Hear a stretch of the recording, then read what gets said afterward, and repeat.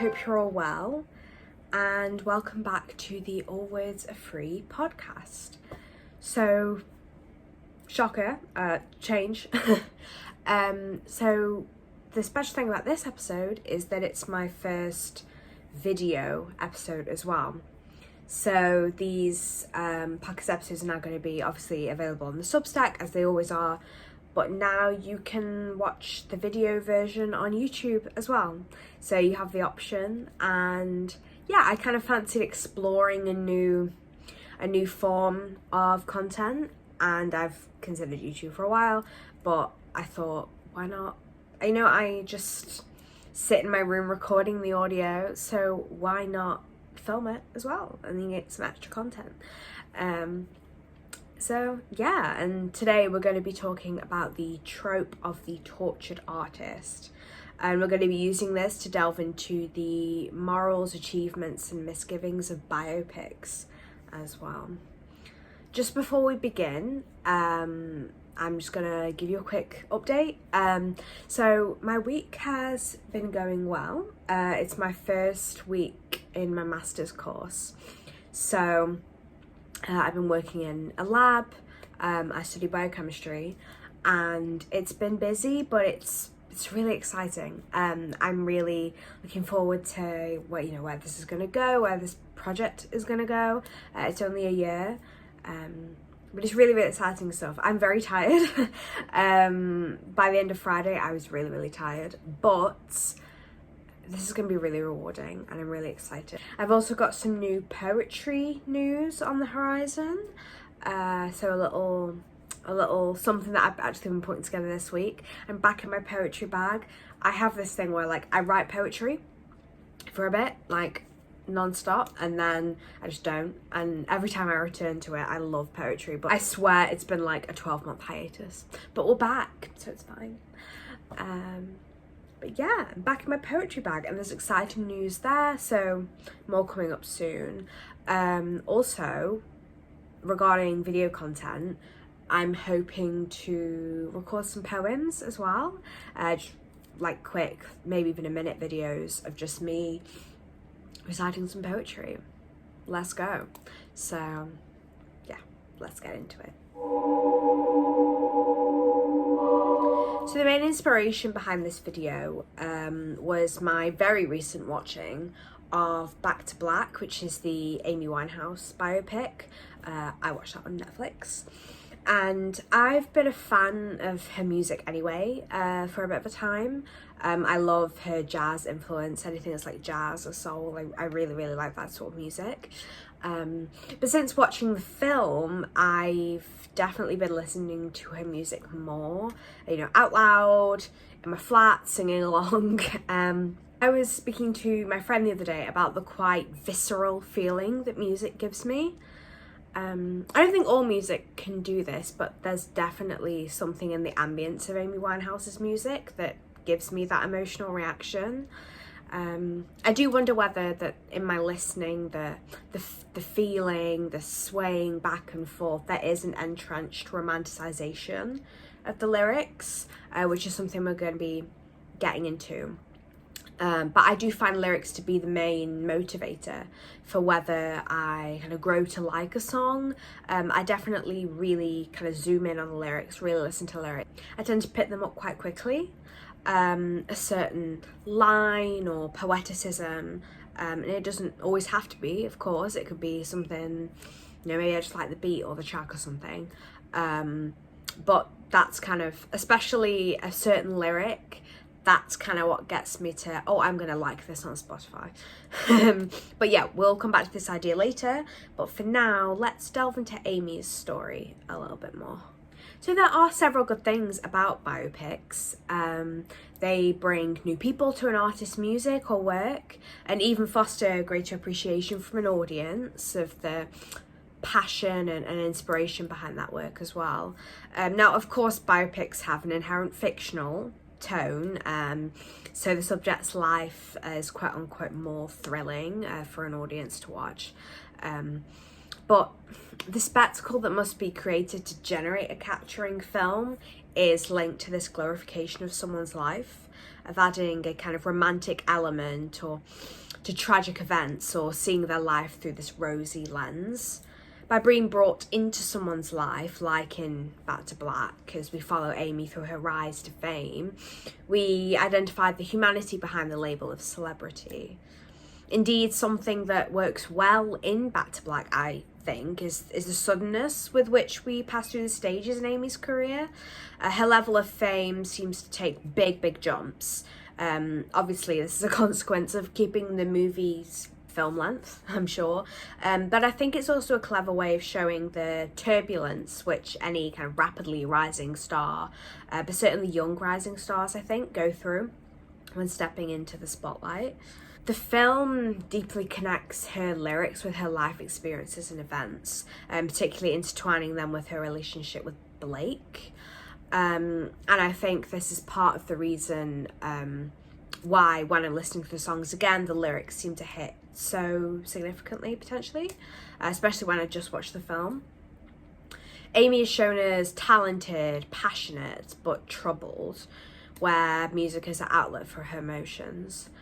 She's also driven, knowing what she wants, working on her music for the love of it, and not necessarily for a desire for fame.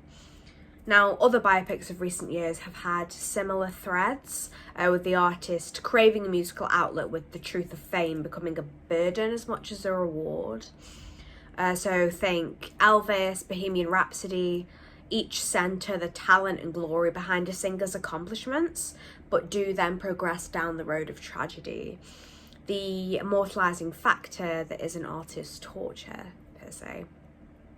Now, big names we remember or who become cultural emblems, like an Amy Winehouse or a Kurt Cobain, they persist both through their music but also in their premature death.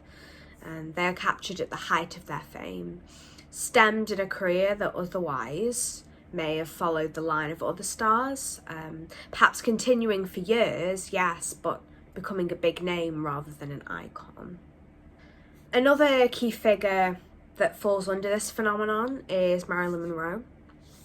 So in her video link below, Mina Lay speaks on how Marilyn is one of the highest earning dead celebrities, which is a terribly morbid statistic. Even by just saying Marilyn, people's minds jump to her image. And it is this that has pulled her through generation after generation as a cultural icon. Her image was practically never her own, which is a whole problem in itself, and in fact probably another video, perhaps, with famous people and indeed anyone having no ownership over their image. Marilyn died young, like Amy, her image being convoluted with her characters, generating an archetype that was, by all accounts, not her true self. So Mina uses the example of the famous subway photo, and most people know Marilyn from this photograph and other pictures, but not her movies or her skill. Mina puts it to us that in this way, Marilyn becomes an image and not a human with speech and thought. She's more of a fictional character. I think the time factor, so from between when Marilyn was in movies and now, that adds an interesting layer. Because through this temporal separation, we can separate ourselves from the figure's humanity, in this case Marilyn's humanity, adopting their vibe perhaps for an outfit or a way in conducting oneself or another film. Old Hollywood actresses like Monroe, Audrey Hepburn, Judy Garland are made mysterious by sheer consequence of having a private side to their lives. In the spotlight, people are not given much license to have any privacy, and this, especially in a media-hungry society, drags things to the surface that the rest of us have the license to keep to ourselves if we choose to. Another sustaining feature for an artist or public figure is controversy.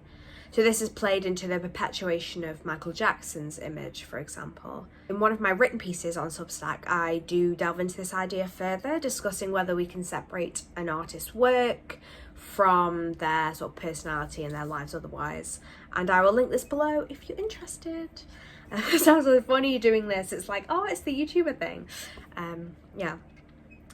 But yeah, when we look at the focus of biopics over time, we do see how they tend towards figures with a darkened past or patch in their lives, a certain stain, a tragedy, for it is this very thing that we remember. So psychologically, we as humans, we retain sort of strongly emotive memories, which includes our worst moments, but also our happiest. Humans do tend to focus on the sad and the negative, and this is what I'm looking at a script, sorry. For this first video, I'm very much like very scripted, sorry, I'm going off topic, but I'm very scripted just to like make sure it's fine, because I'm just got a video and I'm like, I want it to be good, so we're gonna script and then we'll see how it goes, because the podcast I don't normally script this heavily. We'll see. But yeah, let me know if I'm a bit recitey. Anyway. But yeah, as humans, we focus on the sad or the negative, and this is what we recall most frequently. We therefore seek solidarity through this. We consume, and so we are marketed sad media more and more and more. Art is a beautiful outlet for an array of emotions, but it is not the purpose of art. It is not always the troubled who go to art or who thrive in it. Art can be a very happy place too, and this links to our next section. So in her video on the tortured artist trope, Sian Spear talks about the link between personal anguish and serious art, and whether this is a true link or rather a bit more theoretical. I adore romantic poetry. I love the lyricism of the phrases and, to be honest, the intensity of the emotions encapsulated within the works. I take much of my writing inspiration from the romantic poets and classical literature, and I do find poetry to be a wonderful way to express emotions or thoughts that can't quite be done elsewhere due to the abstract nature of poetry, or at least of my poetry. The beauty of description adds this kind of layer of gorgeousness to the hurt within a given poem, which again links back to this idea of romanticization. The very phrase of the romantic era indeed clearly links to this embellished kind of pain. Sian Spear comments on how wild passion was lauded in these times, and how if one was melancholic, they were deemed to be the most artistically authentic. Breaking into the realm of painting as well, Sian Spear also discusses how serious art was a product of mental anguish or illness, or at least that was the thought at the time, using Van Gogh as the archetypal tortured artist as an example. In a less clued-in world where mental health was not discussed as openly or as well understood, the widespread nature or identification of it was not widely done, meaning severe cases were labelled less as sadness and more as madness. Philosophers, poets, writers, Sian Spear continues, are not blessed with skill but have had the touch of fine madness, making a serious creator in spite of their ailments.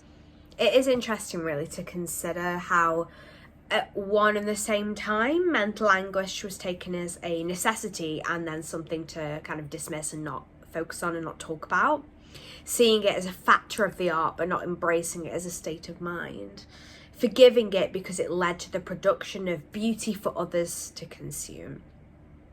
Perhaps even this gave those on the outside an excuse to not consider helping a person. While depression is the most considered mental health condition in this field, and thus perhaps the most widely accepted, now even becoming a form of slang, Sian Spear highlights bipolar and personality disorders, which are typically excluded and yet correlate with the autistic process. Viewing these characteristics in artists of all fields may be speculative, though.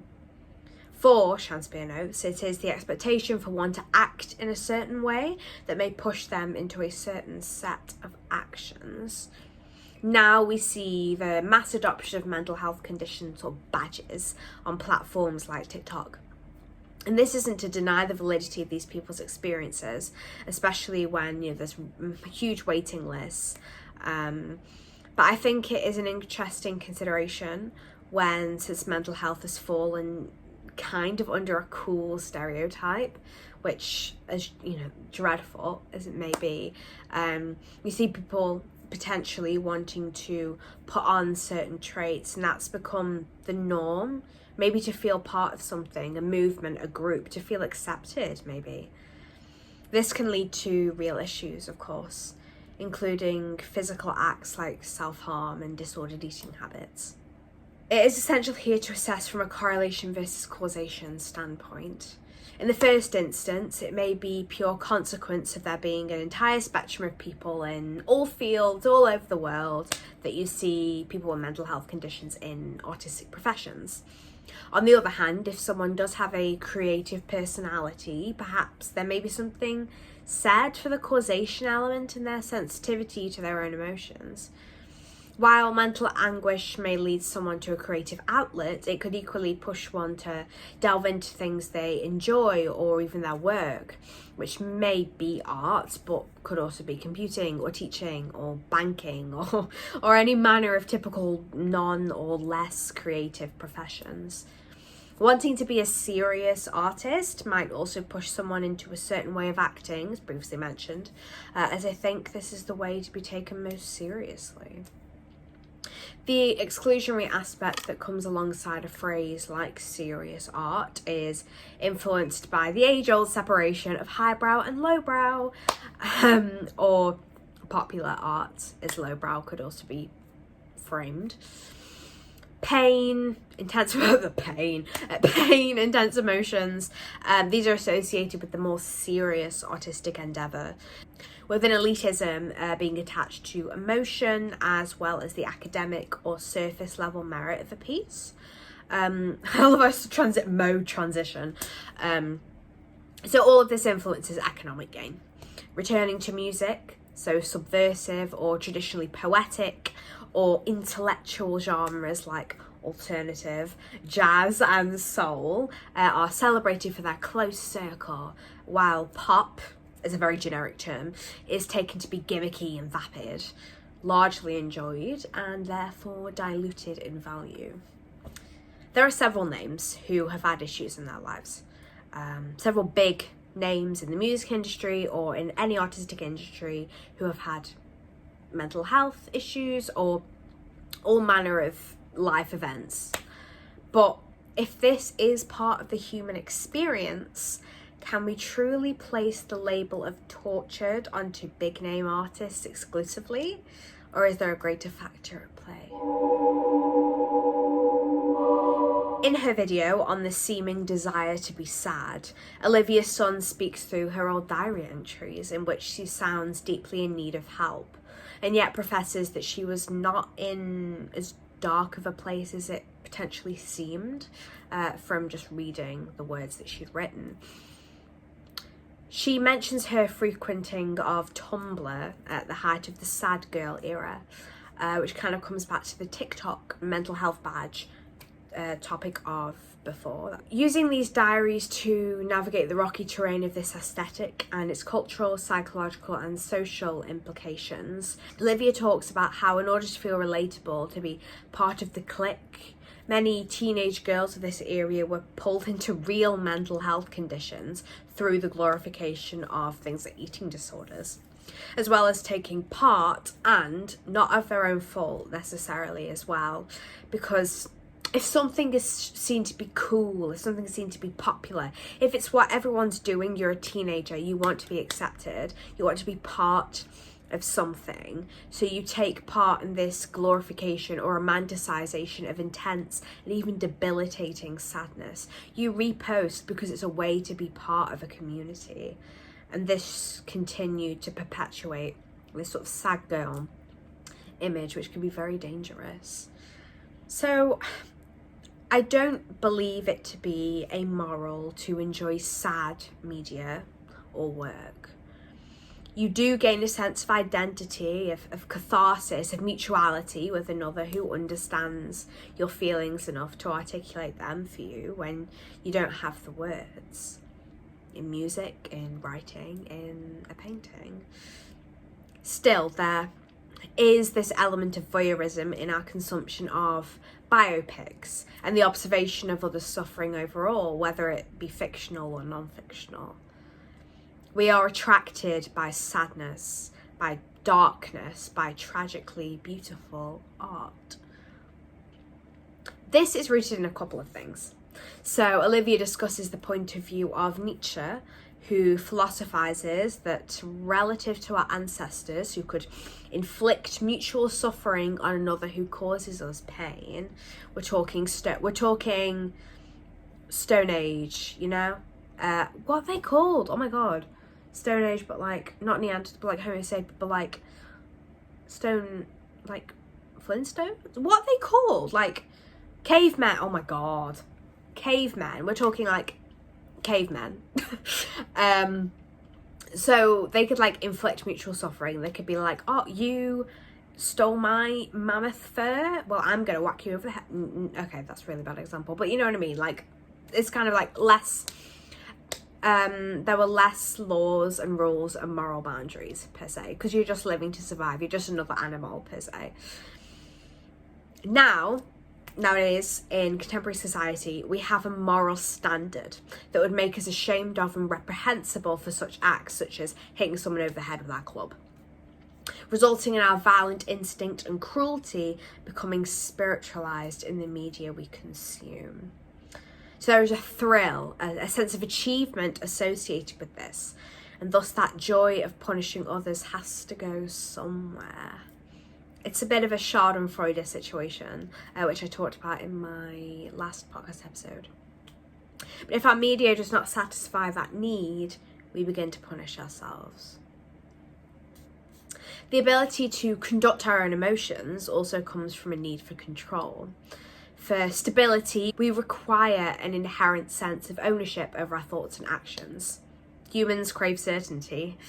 Goodness in a religious majority, and now in general society as a sort of hand-me-down in more secular groups, is seen as an absence of evil, where evil is the definitive, the judiciable by observation of the acts decreed on paper as bad. Evil is a certainty, and goodness is anything that doesn't fall under the umbrella of evil. In this way, while we cannot be sure, we can't be certain of our goodness as it is measured by what others believe of us, our distance from the definite features of evil, we can be certain of our ills, of our badness, of our depravity through our actions. So we can't be certain of being good, but we can be certain of being bad. And so naturally, because we crave certainty, we focus on all our negatives, our sadness, all the darkness in the world, because it can be defined by this law book of morality. Whereas good things can't, because they're always comparative to the evil. Now, bringing this to art, damage is valued because it is seen as the most meaningful. Now, a realm where some evil is good is created, making it a safe place for people to trial the boundaries of these emotions. To give their suffering meaning is to have a productivity about their darkness, their hurt, their pain. By enforcing this idea, we not only encourage mental anguish in order for people to make it in these careers, but we also dishearten those who are struggling but cannot find peace or success in the same professions. The pain has to sound right. And if it is wrong, then the condition beyond it is dismissed or devalued. While there is a high correlation between creative professions and psychiatric disturbance, there are inconsistencies, where mental anguish is a sliding scale rather than denoted a strict diagnosis. The enjoyment of art, interestingly shown in similar studies, may even increase during or after a period of recovery or lower mental disturbance. Sad music, for example, it's cathartic, it's relaxing, and it also verifies your sense of self. By having others express the emotions for you, one is validated and can feel more confident of their place in a potentially otherwise disapproving world. It can be a manner of release to consume a piece of media that is sad, or expressing any other emotion, be that anger or jealousy or joy. So when I was writing my script, I was listening to When We Were Young, which, interestingly enough, if you listen to it through headphones, the beginning, and it's really quiet around you, the beginning, it sounds like the choral vocal line in Sibelius. I'm sorry, if you've ever used Sibelius for like musical composition, I swear, listen to the start of that When We Were Young by Adele. You could do it with the vocal, you could do it with the choral. But anyway, back onto topic. That song, it just gets me every time. I think it's such a it's just a beautiful, beautiful song. But listening to that,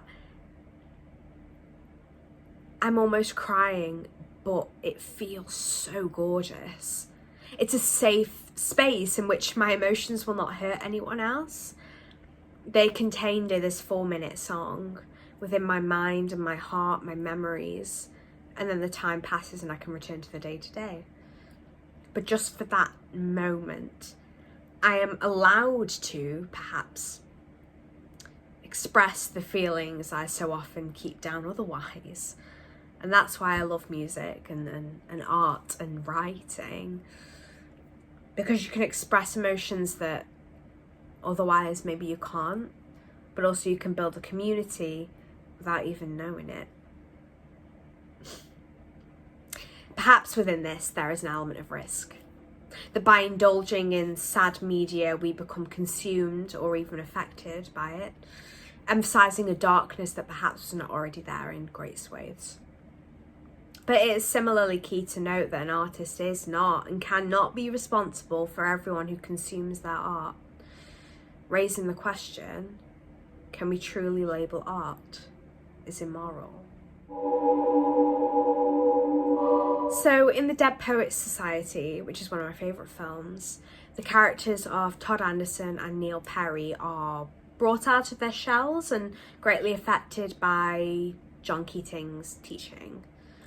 So, enabling Todd a form of acceptance, his appreciation of poetry drives him to open up. And Neil's suicide is, of course, a huge factor in the film's narrative. While Keating's teaching is not harmful in itself, being inspirational beyond all else, perhaps, it pulls out a part of Neil's personality that otherwise was suppressed, perhaps. If it was to come out in the future, we can never know. You know, it's part of the reason Neil commits suicide is his feeling of being trapped by what his father wants for him.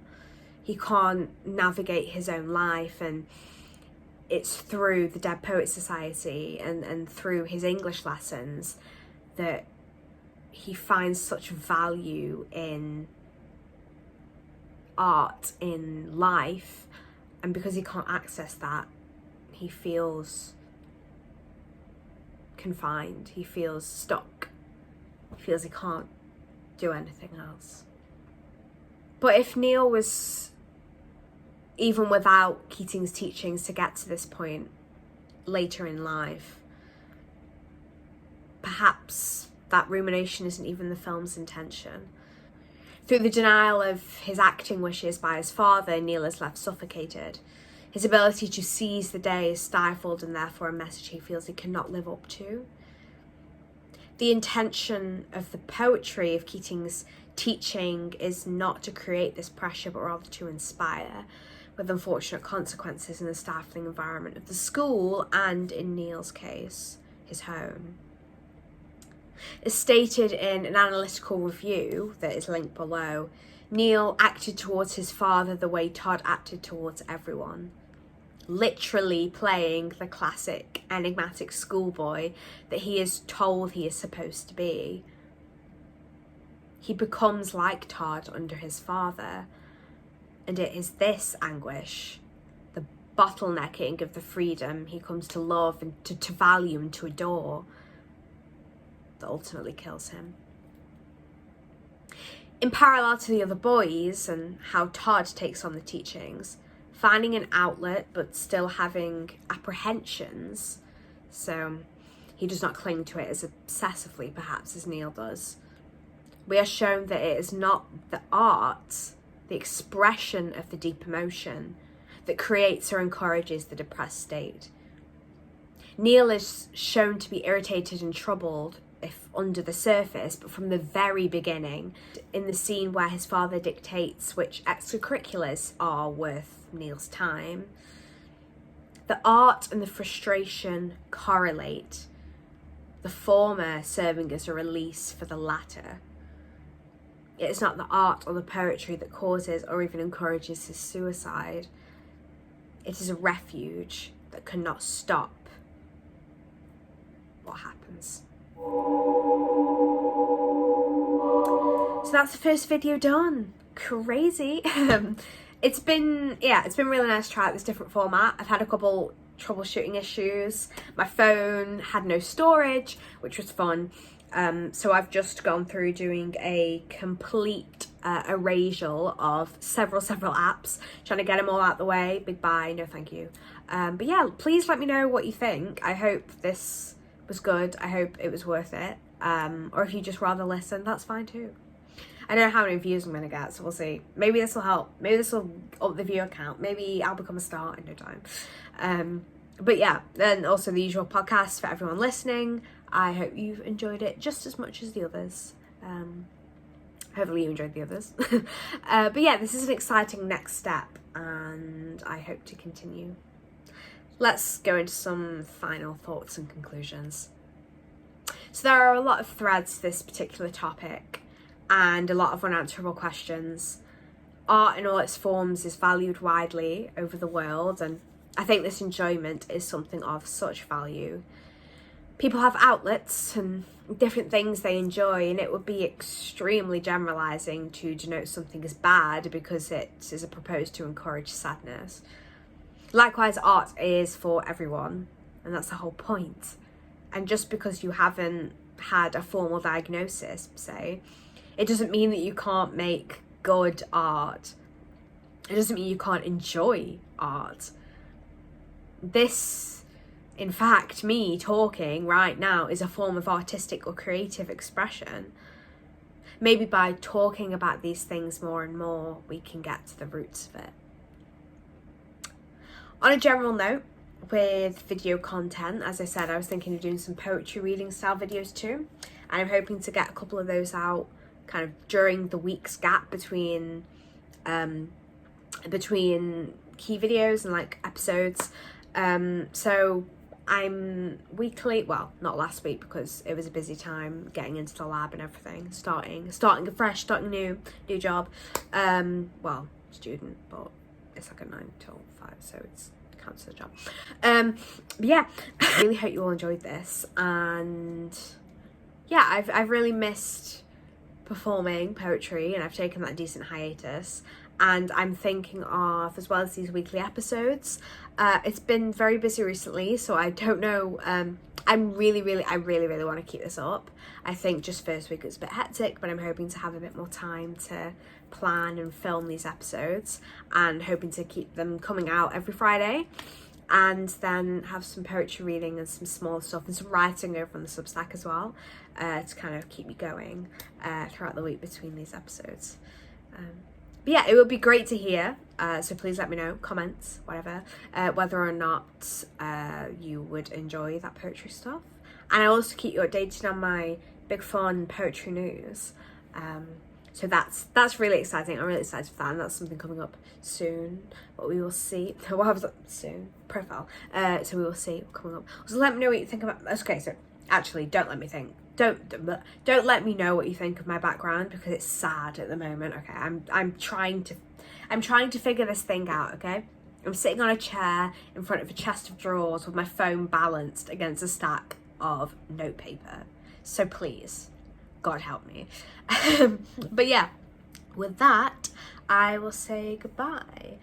So thank you all for listening or for watching. Take care, and let's keep talking. with, oh, God, I can't stop choking today. Hold on.